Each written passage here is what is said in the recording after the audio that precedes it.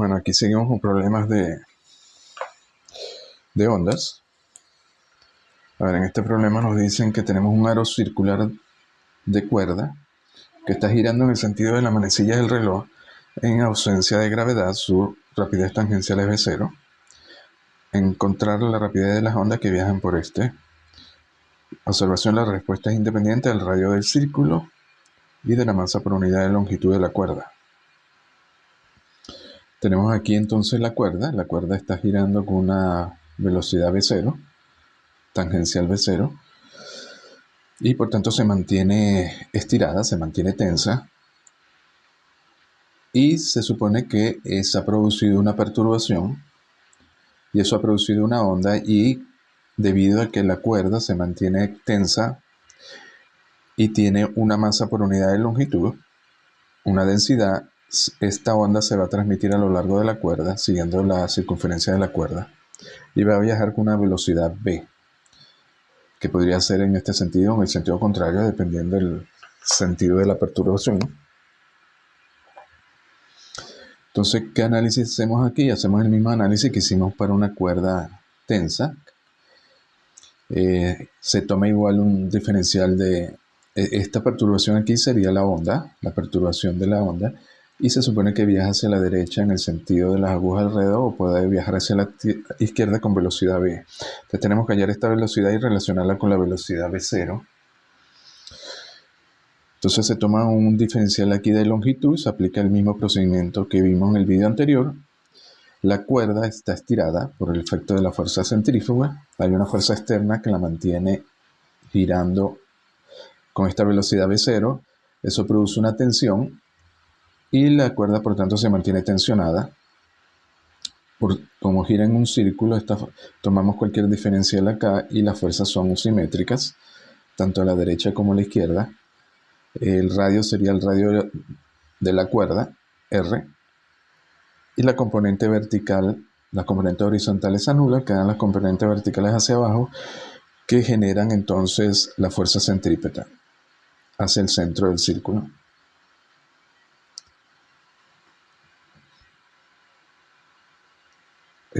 Bueno, la tensión de la cuerda va a generar la fuerza centrípeta y la fuerza de restauración.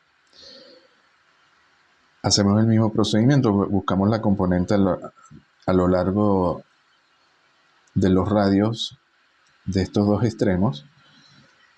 Sería entonces, como hay dos fuerzas, 2F seno de tita, para ángulos pequeños tita, lo aproximamos a 2F tita. Igual que antes tenemos que este radio, este pequeño arco sería R tita igual a delta L entre 2.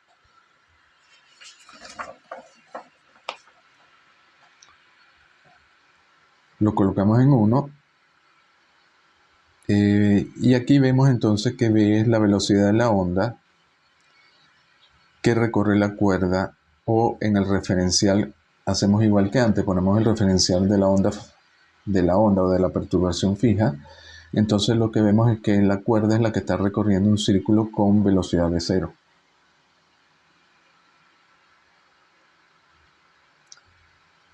Entonces tenemos que, como la onda recorre el círculo, si ponemos el referencial en la onda, dejando la onda fija, vamos a ver entonces que la cuerda se está girando con velocidad v0, y por tanto entonces la velocidad de la onda debe ser también v0.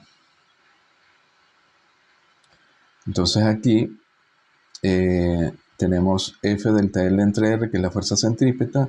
La fuerza centrípeta también es la masa, que es μ de L por la velocidad cuadrada entre R, donde V es la velocidad de la onda. Y la velocidad de la onda tiene que ser igual a v0. De aquí entonces vemos que la velocidad de la onda tiene que ser v0 y no va a depender de las propiedades de la cuerda, es decir, no depende de la densidad lineal de la cuerda de masa, ni depende de la tensión de la cuerda F. Básicamente ella se mueve con la misma velocidad con la cual está girando la onda.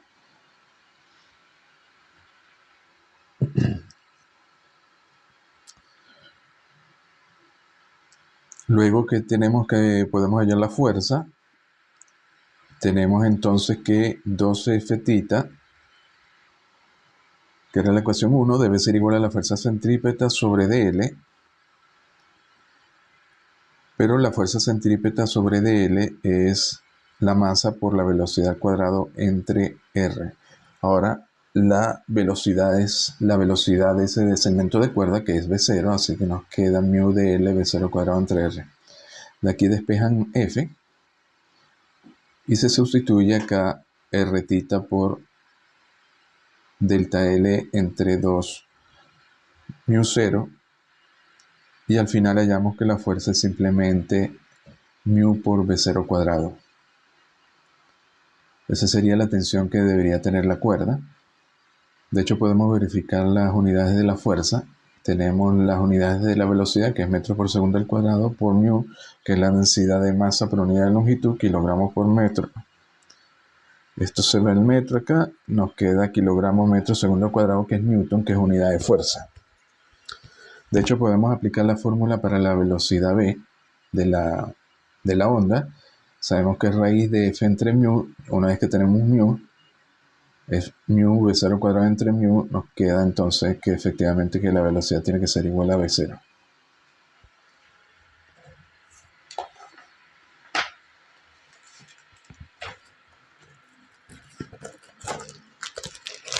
A ver.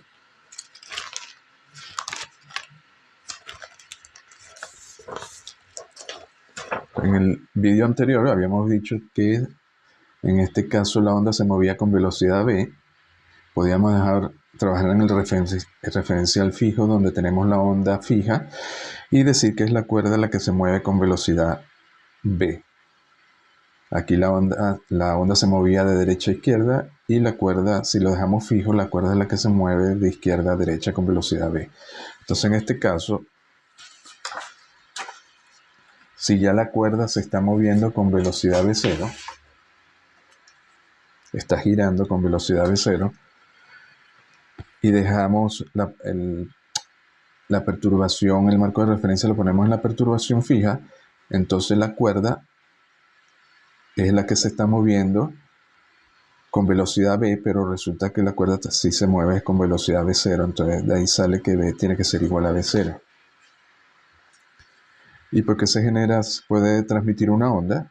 Bueno, porque tienen las condiciones para que se transmita la onda. Tenemos aquí un medio, que es una cuerda flexible que está bajo tensión, que genera fuerzas de tensión. Esas fuerzas de tensión generan, una vez que se produce la perturbación, se generan las fuerzas restaurativas, y la cuerda tiene una densidad por unidad de longitud de masa, y eso entonces tiene las condiciones para que se transmita la onda de perturbación.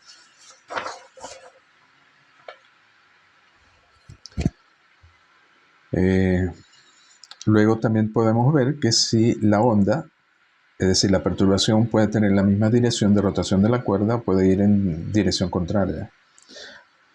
¿Qué pasa si la cuerda se desplaza en la misma dirección de rotación de la cuerda con velocidad v0? Bueno, en este caso tenemos que la onda avanza con velocidad v0 en la dirección del sentido de las agujas del reloj, pero a la vez la cuerda avanza en ese sentido, y como la onda está montada sobre la cuerda, es decir, se desplaza sobre la cuerda, entonces tenemos que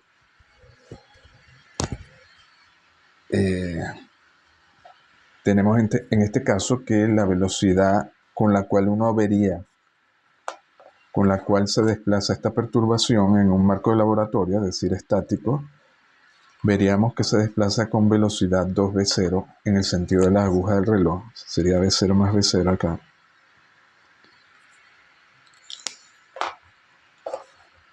Porque la onda por sí sola ya se mueve con velocidad v0 sobre el medio, pero el medio se está moviendo con velocidad v0. Entonces se sumarían. De hecho, tendríamos el caso contrario si se mueve en sentido contrario a las agujas del reloj. En este caso se mueve en esta dirección con velocidad v0. Ella se mueve con velocidad v0 hacia este sentido, pero la cuerda se mueve en sentido contrario, y veríamos que la perturbación se mantiene fija. La veríamos estática. Entonces nos daría la velocidad de la onda v menos menos B0 más B y nos daría 0. Quedaría estática respecto a un marco de referencia de laboratorio. Y bueno, lo que produce la perturbación, ya sea transversal o longitudinal en la cuerda, es una fuerza, cualquier fuerza externa que produzca la perturbación. De hecho, si esto se pone a girar desde el inicio, para que logre la tensión en la cuerda, ese solo hecho de ponerla a girar ya produce ondas transversales o longitudinales. A ver, en este problema nos dicen que tenemos una cuerda uniforme de masa m y longitud L, que cuelga de un techo. Demostrar que la rapidez de una onda transversal en la cuerda es una función de la distancia y medida desde el extremo inferior y que su valor viene dado por raíz de g por y. Bueno, en este caso tenemos una cuerda que tiene masa m por unidad y la densidad o masa por unidad de longitud, por lo tanto va a ser m entre la longitud total, masa total entre la longitud total uniforme. La tensión, ¿quién la genera? Bueno, la tensión en este caso la genera el propio peso de la cuerda. Este punto ve una tensión, ve toda la cuerda colgando de longitud L. Por tanto, el extremo superior, la tensión va a ser la masa total por la gravedad, es decir, el peso de la cuerda, y este punto que tenemos aquí vería una tensión 0 porque no tiene masa colgando, cuerda colgando. Así tenemos que la tensión varía con la altura y linealmente, y por tanto podemos escribirla como la mg, el peso por y entre L. Y lo medimos desde el extremo inferior.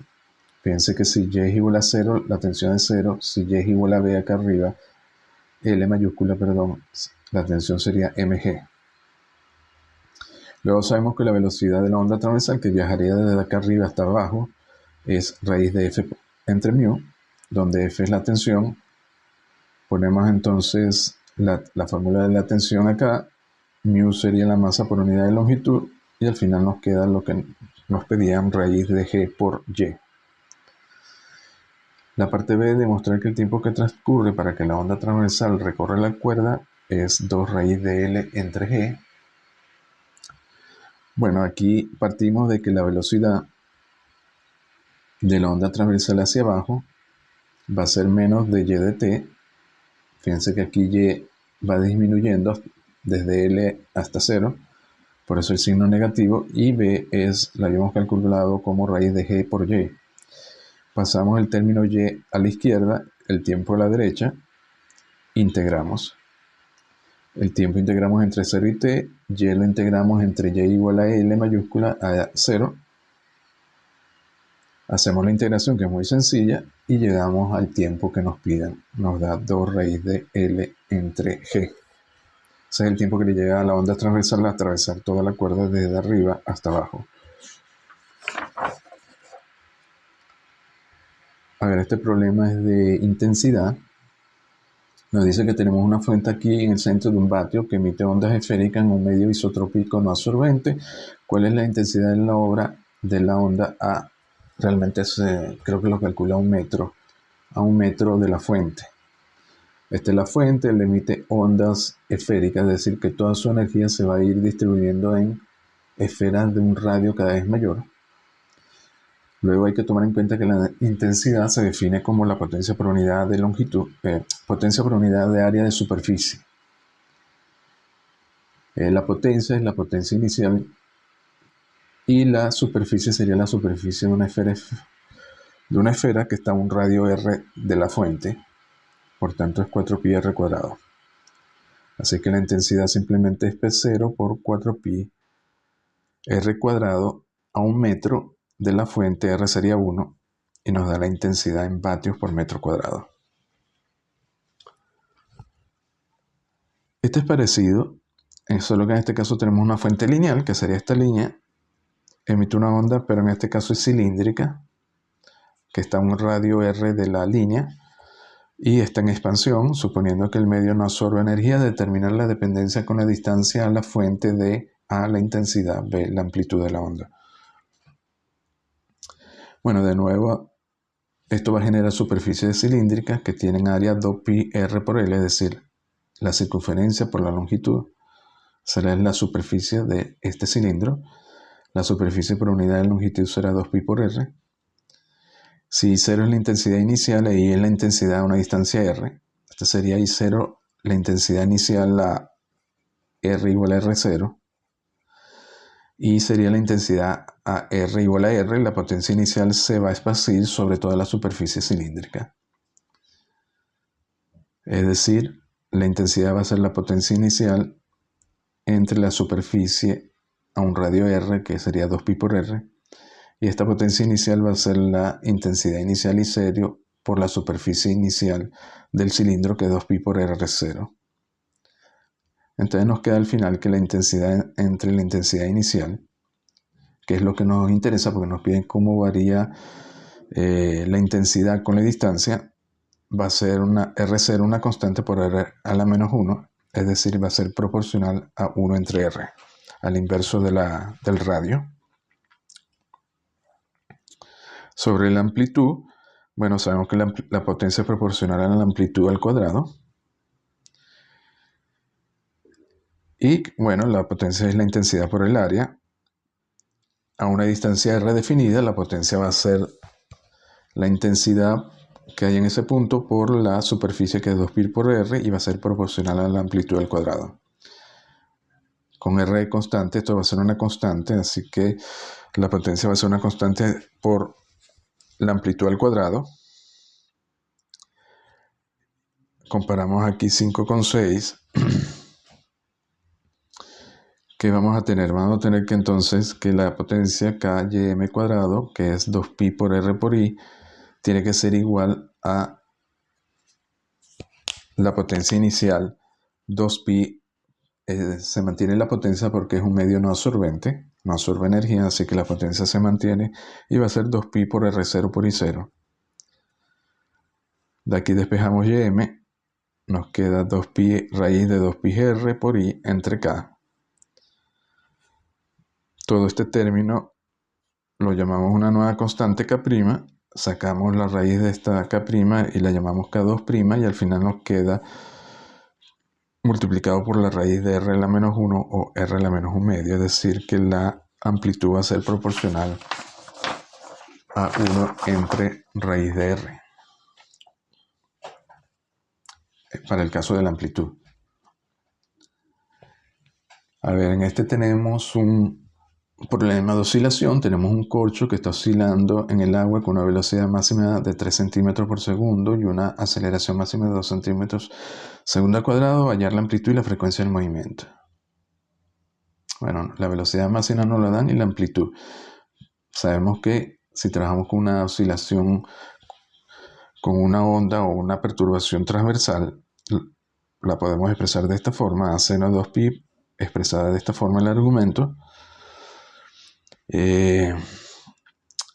donde la velocidad va a ser la derivada de y con respecto a t. Derivamos esto con respecto a t, y eso va a ser igual, se puede expresar como b máximo coseno de este argumento.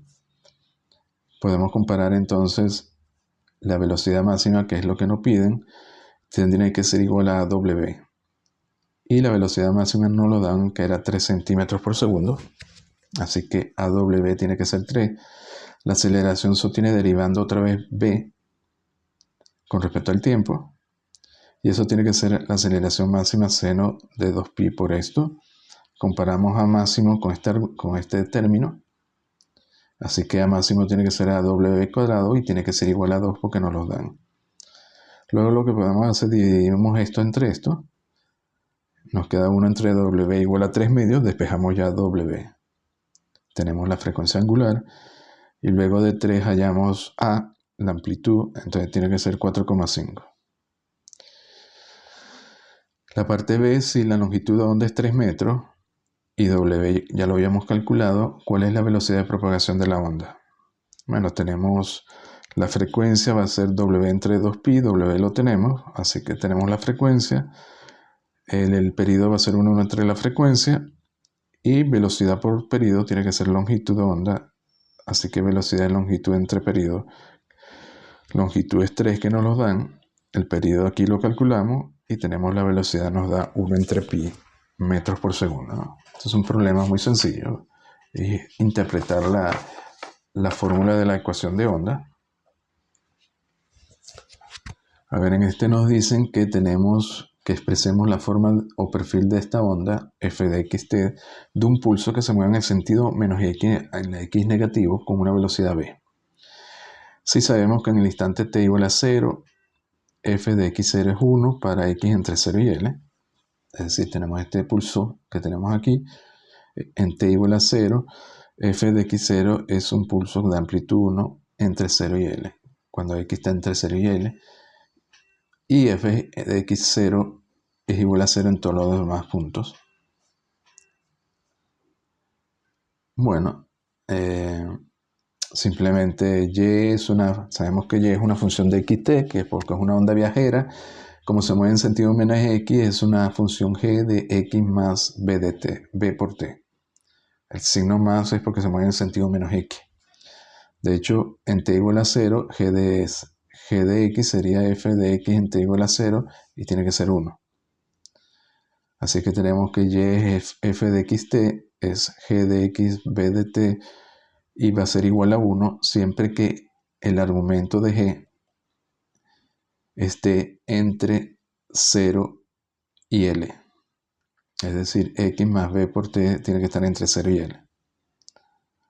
De hecho, podemos verificar en t igual a 0 nos daría y es igual f de x, 0, igual a g de x, tiene que ser 1, para x, aquí esto sería 0, para x entre 0 y l.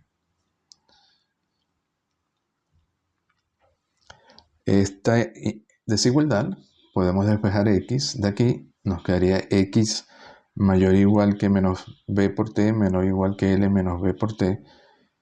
Así que podemos expresar que g de x más b por t tiene que ser 1 para x entre menos b por t y l menos b por t, y 0 para todos los demás casos. A ver, podemos usar otro método más ilustrativo, más geométrico. En este caso sabemos que la onda se desplaza a la izquierda partiendo de aquí, de 0, con velocidad v. Después de un tiempo t, sabemos que la onda va a avanzar b por t a la izquierda de x igual a 0. Es decir, este punto ahora va a estar en menos b por t y este va a estar en l menos b por t. Y es evidente que este perfil se puede expresar como g de x más b por t igual a 1 entre estos dos puntos, entre menos b por t y l menos b por t, y 0 en todos los demás. Entonces, coincide con esto.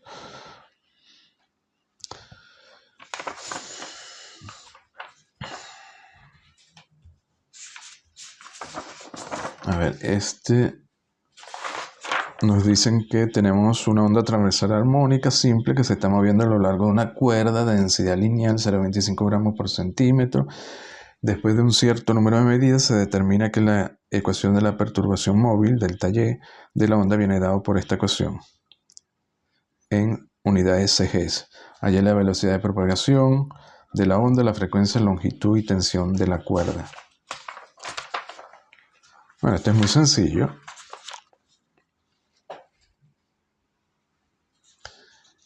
Expresamos la perturbación delta y que nos la dan aquí en esta forma, con este argumento, y luego lo que tenemos que hacer es comparar los argumentos del seno con estos que nos dan acá para ir sacando cada uno de los parámetros. Por ejemplo, 2pi entre lambda debería ser el término que multiplica x, es decir, 0,167.